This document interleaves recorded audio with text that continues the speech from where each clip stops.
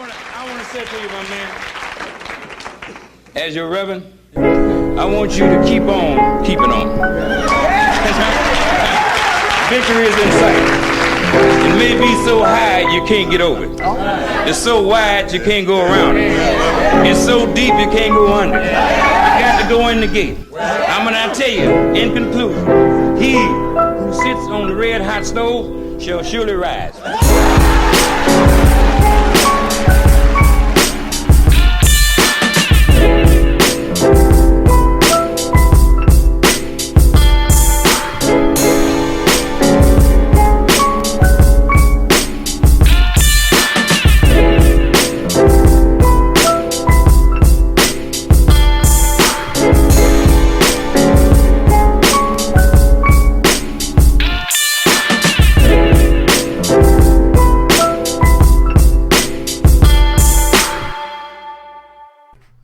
Thank you for taking the time to listen, subscribe.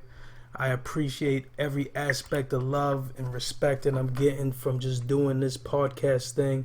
And I understand that I really have to focus on getting this product out as soon as possible to the people because they really need it. Let's go straight into it. We know what we always do. Our poems of struggle. This comes from Ross Gray. The title is A Small Needful Fact. Is that Eric Garner work?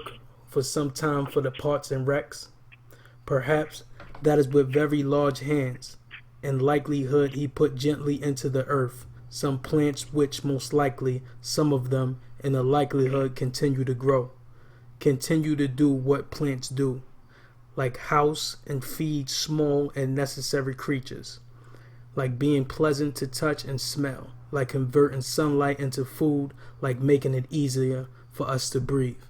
Basically, what this person was putting out was a dedication to Eric Garner, the black man that was choked out to death in Staten Island. Terrible, terrible thing. We send praise out to the family and hope everybody can get through this situation. We have to wake up as a people.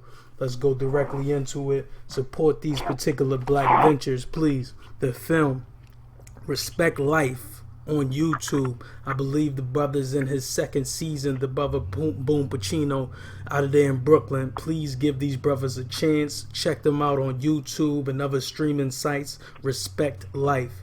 As far as books, please support the brother Mark Lamont Hill with the book Nobody.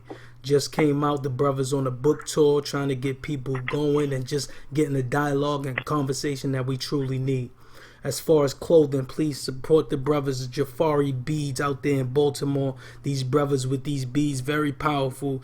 The Black Lives Matter beads and other beads that they dedicated to certain people. Please give that a shot. You can go on their Instagram page, Facebook, or even just Google search Jafari Beads. Without anything less, I'm going to go directly into my guest. Basically, this person was giving me a lot of enlightenment on a form of bullying, just giving me the understanding that I really didn't even think about it as a kid. And this is amazing. The things that this woman has done is just powerful. Jiggy Jam, thank you for coming on the show, please. Hello? Yeah, go ahead, Jada, you in. Yes. What's up with Keeping 100 Radio? I'm glad that you guys had me. I want to say shout out to you because that was beautiful. I love the way you spoke and I love the way that you represented Eric Garner. He was a good friend of mine and a good friend of the community. And a lot of people didn't know how much of a pillar he was to the community. So I'm glad that you did that introduction before you introduced me because a lot of people don't know that. I appreciate the respect and the honor that you've given me, and I'm glad to be on the show. And ask you some questions. Just fire away. Not a problem. Just the whole aspect of you with your rhyming. Like, when did you start actually rapping, Jada?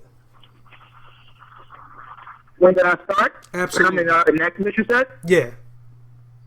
Yeah, when did you Pretty start? much my whole life. Before I became known for what I do, I've already done tons of things from my teenage years up until the time from when I was 13. I did something called City at Peace, which is a little known organization, but it's a huge organization where they actually went to different high schools and picked out different kids, and we had to audition for acting and community service, and there was a whole bunch of things that we got a chance to do. We had to dedicate ourselves for a year, every Saturday for that whole year, to these things. And the end of the year, when it was over, we did a play based upon our lives. that was one of the first time I had a taste of humanitarianism as far as going to AIDS walks and things like that, and really tapping into what it is that I wanted to do as an artist. After that, I've done a couple of things locally where I'm from. I've hosted a couple of events. I've done panels with politicians and a couple of other friends of mine that were in the area that, people may not know about unless you Google it, but it put me in the papers. And I did a lot of things under my belt. I have a lot of accolades that I've done during my teens. So to me, it's like getting noticed for it wasn't part of the plan, but it's nice to be noticed. But it's like I feel like I have so much more work to do. I feel like I've been doing it for so long that it doesn't even feel like work no more. I feel like it's a necessity, to say the least. It's just something that just comes with me naturally. I have a heart for others, and any way that I can help, I'll do that. And God has granted me a chance to have a platform to where I can do that on a larger scale. So to have people like you acknowledge that, and other people hit me up and say they love what I do, it's just a blessing. But I'm really just doing it for God because it's not enough people that's really doing it from the heart, and anything I do for the people is from the heart. Absolutely, sis, and that was very eloquent. I like the way you just described everything that you was doing as far as like accolades and things of that nature. Please, can you go into when you create just the concept of the song? I know you're really going into just on the form of bullying and things like that, but how did you really you touched on it in so many different levels? Please explain though. Yeah, I've been doing the anti-bully advocate thing for at least 4 years now, and that came about through the film. Originally, I started out as just an artist when I first broke out into the scene. Nobody really knew about my advocacy or my activism or anything that I've done in my teenage years. So I was always a writer, and I always did music, and my mom used to manage me. We have our things together. Hi, Mom, if you're listening. She decided to tell me to write a song about bullying, which I did. We wrote it for this organization, and it just kind of blew up between me, her, the executive producer, which is my uncle, Mozart, and the director of my film, Gerald Barkley, who's also a very well-known director and cinematographer. He decided that it sets me apart from other artists. So he's like, you know what, Jada, you may not feel like this may be your strongest record, but I feel like this is what makes or breaks you from an artist, a rapper, and one of the greats where you actually have longevity. So we took that actual song and we did the video for it, and then we wound up shooting the film based upon the song. So from that, people liked that so much that they would call us in and we would go to schools. And I've done schools, daycares, churches, parks, venues, anywhere where they call me just for them to see the film or hear the song, or even if just to perform some bully classes, to talk to the kids and just the children that, basically in a nutshell, they're all the same. Help the bully kid understand the kids that they're bullying, and help the parents in the school as well understand why the child may be bullying. Just asking certain questions that, probably go overlooked, because, schools have a lot of kids in the class, so a lot of things get overlooked. And most of the times I've learned from doing this job, the person that's doing the bullying is really going through the most. Not to say that the person that bullying isn't going through anything, but they're going through a lot of stuff at home. And doing the bully project, when I would go out and I would go talk to these kids and reach out, I've done a lot of exercises where I found even grown-ups that work in job places and things like that. Everybody has a bully story. Everybody's getting bullied. So it just showed me, initially I just wrote the song, and I didn't know the song would be this big. I didn't think that the movie would have this effect on people, but it allowed me to go to different places and do different things. Not a problem. So basically, when you came with the concept of building the film and also the song together, was that just something that you just sat down with your team, or you just collectively said this is time for us to come out with this project, or was it just something that was down the pipe? It was actually something that was given to me in a vision. Before I wrote the bully film, that's before, all this ISIS stuff was going on, and, after 9/11, the Islamophobia pretty much died down. And when my mother gave me the concept to write a bully film, I didn't want to do something that was typical. So I prayed about it, and I kid you not, before I knew that I was going to have the film, I saw it, the little girl in the child, and then I seen the bully, and he just so happened to be a Caucasian male with, all American blonde, blue-eyed male. and I just proceeded to write what I saw. And then once I got to the studio and I heard the beat that went with the song, it just put everything together, everything gelled together. I didn't actually finish the song until I got to the studio. By the time I was done and I gave the actual project to the director and I gave the project to the organization we were doing the song for, they were like, this is fantastic. And at first it was not going to be a film, it was going to be a documentary. But then it was like, you know what, we're not going to do that. We're going to take everything you're saying and we're going to put it on camera. So it was kind of like crazy for me to star in my first film, which is my own film, and to see my words be captivated in that way, because these were young actors that were unknown yet, but they did a great job, and they really sold me. So it was real surreal, because I didn't think it would happen like that. None of this was planned. It just happened the way it happened. Exactly. That's crazy. So did you actually have to sit down and write a script and everything of that nature? How did that work out? The song was the script. So once my script writer, Louise Williams, once she looked at it, all she did was basically write me in the script and write a couple of more things just to like make it more fun.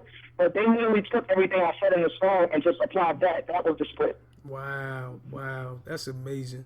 So is it a little eye opener for other people that are around you that maybe want to be inspired to try to do something with themselves because they see you do those things? Are they able to have some kind of dialogue or conversation with you so you can build with those people to give them some upliftment? Actually, one more time. That was a good question, but I didn't really understand. You lost me at the end. Say that again a little bit slower. Not a problem. Basically, I just want to know, with you doing all the different ventures that you're doing, like as far as other people that's around you, maybe friends, family that want to also do things with themselves, are they being inspired by you, and are you able to dialogue with them as well? Oh, absolutely. I'm actually riding a car right now with somebody that inspires me, and we inspire each other. And I'm actually on my way to the studio now. So the grind don't stop. And the thing about my family is we have so many different types of talents within our family that, like, we won't even know probably until somebody gets told. They're like, oh, wow, so you sing too, or you do this too. We just be in our own little area doing our own little thing. But when we actually sit down and we collect our talents, it's a beautiful thing. It's kind of like a big Jackson 5 family reunion because everybody has their own talent. So when we get together, we just make beautiful music. So I get inspired by the little things. Like, I just found out one of my little cousins, she plays the trumpet, and she's also into what is that called? With the swords, the little skinny swords. I forgot the name of it. Fencing, yes. And I just thought it was amazing. You know, even though I rap and I do all the stuff I do, I thought it was amazing and very different for her to pick up that talent. That's something I never know how to do. And I always look at the trumpet, but I never had the time to learn how to play it. And I'm like, wow, I would like for you to play the trumpet for me, you know, one of my tracks. And I would like probably for you to be in a video, you know, get one of your friends, and then y'all can fit together. That's how I think. I try to think of how can I take something I don't have and utilize that to my advantage, and how can someone take from me and utilize that to their advantage? How can we work together with what we have? Because differences doesn't always mean it's a bad thing. So that was a great question, but yeah, I'm inspired every day by the little things, and my family definitely inspires me, especially my mom. She's been a pillar and a backbone to my family and my grandmother as well for a while now, and I just sat back for many years just watching her maneuver, and she does it effortlessly, you know what I'm saying?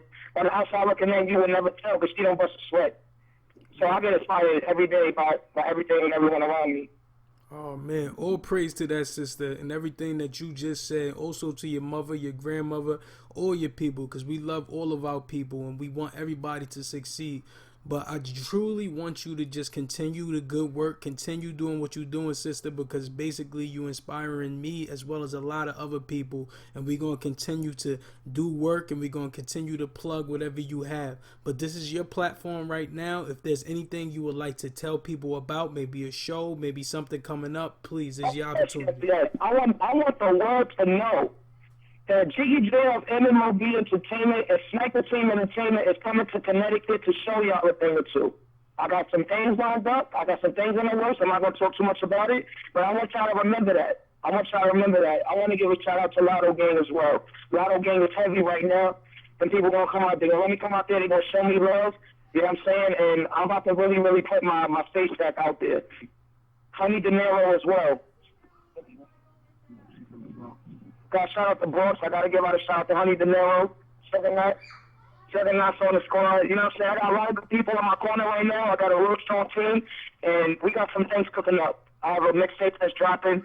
I have some videos that will be dropping as well. I want you guys to follow me because I'm interactive on all my pages. My Instagram page at official_Jiggy Jada. My Bully Project page on Instagram as well, which gets the most traffic. Hit me up on there if you wanna get a bully training. If you wanna anything involved with the bully, you can also hit us up at www.stopbullyingproject.com, or if you want to hit us up on Instagram, you can also IG us at thestopbullyingproject.com. Absolutely. Jada, thank you so much. I appreciate the interview, sister. You have a great night. Thank you. You too, brother.